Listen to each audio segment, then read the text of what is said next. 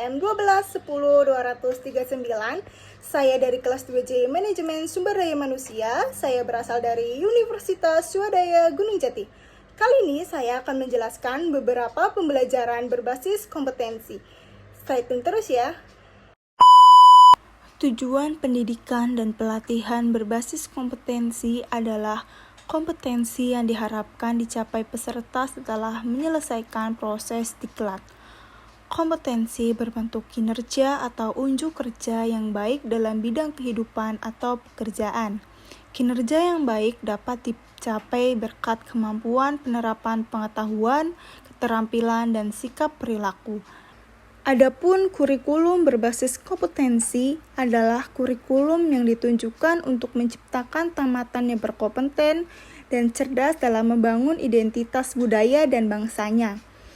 Dan kompetensi yang dikembangkan berupa keterampilan dan keahlian bertahan hidup dalam perubahan, pertentangan, ketidakmenentuan, ketidakpastian, dan kerumitan dalam kehidupan. Dan desain dan pengembangan sistem pembelajaran dengan seluruh komponen di dalam harus difokuskan pada tujuan pembelajaran yang berisi kompetensi. Pembelajaran berbasis kompetensi tidak hanya difokuskan pada pencapaian peserta diklat, tetapi juga pada pencapaian pengajar. Kompetensi awal dan karakteristik awal peserta didik yaitu pihak pertama adalah pihak yang paling berkepentingan dalam hasil pembelajaran di masa depan. Mereka adalah pihak yang perlu dibantu menyelenggara diklat untuk membangun cita-citanya. Dan pihak kedua adalah penyelenggara diklat, di dalamnya termasuk pengajar dan pengelola satuan pendidikan. Dan pihak ketiga yaitu pengguna lulusan.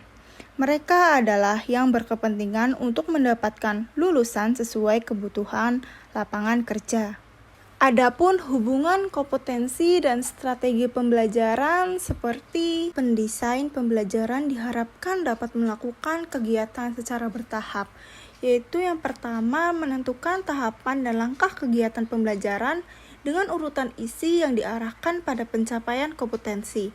Demikian pula pada saat menentukan metode, media, alat, dan alokasi, waktu harus mempertimbangkan kesesuaian unsur dalam strategi instruksional dengan kompetensi dalam tujuan pembelajaran.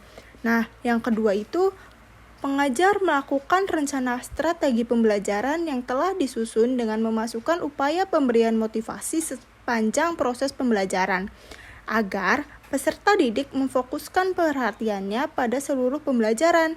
Upaya memberikan motivasi berupa pemberian pujian, penguatan, pemberian latihan relevan, dan menanamkan keyakinan kepada peserta didik bahwa ia secara bertahap akan berhasil mencapai kompetensi yang ada pada tujuan pembelajaran.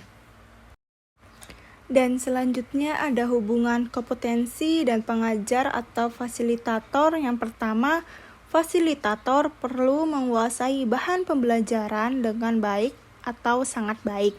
Dengan penguasaan bahan pembelajaran, ia akan mampu tampil meyakinkan pada saat mempresentasikan isi bahan atau saat menjawab pertanyaan peserta didik. Yang kedua, fasilitator perlu terampil merancang dan melaksanakan strategi pembelajaran meliputi tahap pembelajaran runtut saat menyajikan isi pembelajaran, menggunakan berbagai metode, media, dan alat pengelolaan waktu secara efisien, motivasi penguatan, dan penghargaan sepanjang proses pembelajaran. Dan yang ketiga, fasilitator perlu mampu menggunakan sumber belajar yang tersedia di perpustakaan, peralatan laboratorium, ruang pembelajaran, dan mampu menciptakan sendiri sumber pembelajaran lain jika sumber belajar ideal tidak tersedia. Dan yang keempat, ada fasilitator mampu merancang dan menggunakan alat pengukuran yang baik sesuai kompetensi dalam tujuan pembelajaran.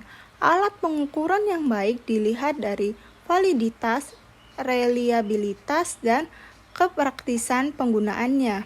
Dan yang kelima, fasilitator mampu memperoleh dukungan tenaga kependidikan dan pengelolaan satuan pendidikan di tempat kerja.